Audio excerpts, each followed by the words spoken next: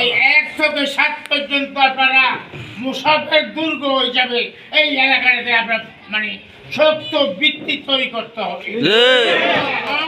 আল্লাহর রহমতে আমাদের নেতার কমিশন শতভাগ নিচ্ছি।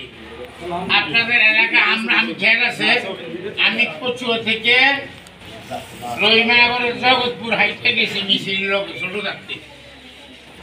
আবার কচুয়ার লোক অ্যাডভোকেট আব্দুল্লাহ সরকার ইলেকশন করে তারা কোচাতে হাস্তার বুঝতে আনতেইছে। তখন কোনো রিক্সা গাড়ি আসে না, আয় তাহলে মুইয়া আস না, ওনার খালি একটা রিক্সা ছিল সানপুর ডিস্ট্রিক্ট আর কারো রিক্সা। তখন হাঁটার অভ্যাস। আবার আমি কচুয়া থেকে হাইটা হাজিগুন রেল লাইনও গেছি এই অল্প বয়সে। আমরা সামনের দিকে ওই যে মিছিল হইব, আমার মিটিং হইব, মনে করছো ভাই মিছিল আমরা এখন ব্যাঙ্গারি লই, সিন্দি লই, অটো লই, উঙ্গা লই, পিকআপ লই, এগুলো তো বুঝা যান। কোন মিছিলে যাইবে ঘর থেকে তাই কচুয়া হাই স্কুলের মিটে মিছিলে লোক থাকবে 25,000, আর মিছিলে লোক থাকবে 15,000,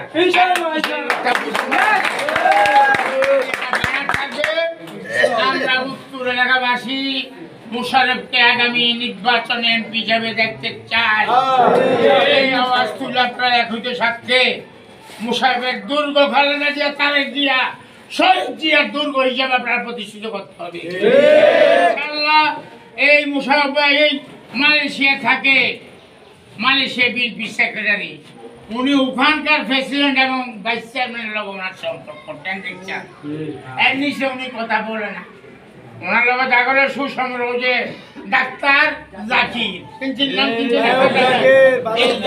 এই ক্লাসের নেতা করলো ওনার চালক যে ধর্ম প্রতিমন্ত্রী কায়কোবাদ, মির্জা আব্বাসের ভাই খোকর, এইভাবে আব্দুল কাইয়ুম কিন্তু অনেক উপরে সেই অহংকারী লোক। চেয়ারপারসনের উপদেষ্টা আমি তাকে দেখছি, তার মধ্যে কোনো অহংকার নাই, তার মানুষের প্রতি ভালোবাসা।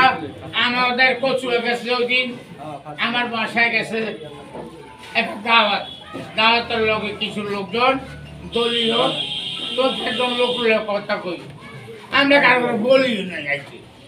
কিন্তু খাওয়া দাওয়া শেষে আমরা পল্টন ময়দানে আমরা কোনো ইস্যু করিনি, একটা ভিক্ষাক বাড়ি দাঁড় করে মোশাররফ ভাইকে একটু বক্তব্য সুযোগ দিছি। ন্যূনতম 12 থেকে 13,000 লোক হয়েছে। একটা লোকের আমরা টাকা দিয়ে কিনে আনি নাই, একটা লোকের আমরা ভিক্ষাক দিয়ে আনি নাই, সিএনজি দিয়ে আনি নাই, হুন্ডা দিয়ে আনি নাই। কিন্তু আমাদের সাকসেস কেন সাকসেস? আল্লাহর রহমত, আল্লাহ আমাদের সাথে আছে। আমরা হক পথে আছি, যেই কারণে আল্লাহ আমাদেরকে সকল কাজে আমাদেরকে বরকত সৃষ্টি করে দেয়।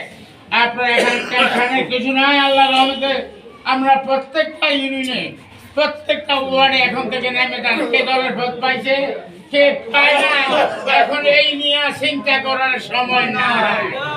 মোশাররফ ভাই যদি এমপি বানাতে পারেন, আপনারা এখন যে লেভেলে আছেন, আপনাদের যে সম্মানটা এটা অনেক উপরে চলে।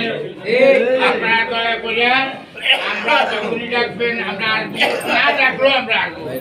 কিন্তু আপনারা মোশাররফ ভাই একা মানুষ সব এলাকায় এখন চিনে উঠতে পারে না, কিন্তু আমরা তো চিনি।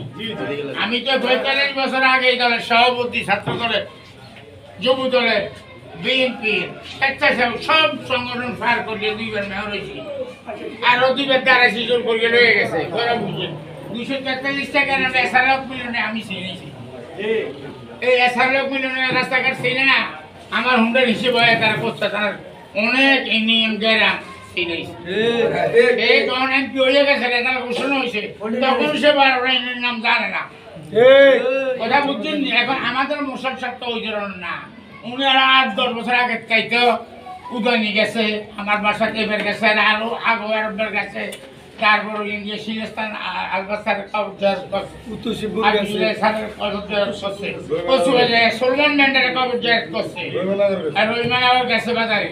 এরপরে শ্রীরামপুর হাসান সাহেব উনার কবর রচনা করে গেছে, যেহেতু উনি বিএনপির প্রতিষ্ঠা।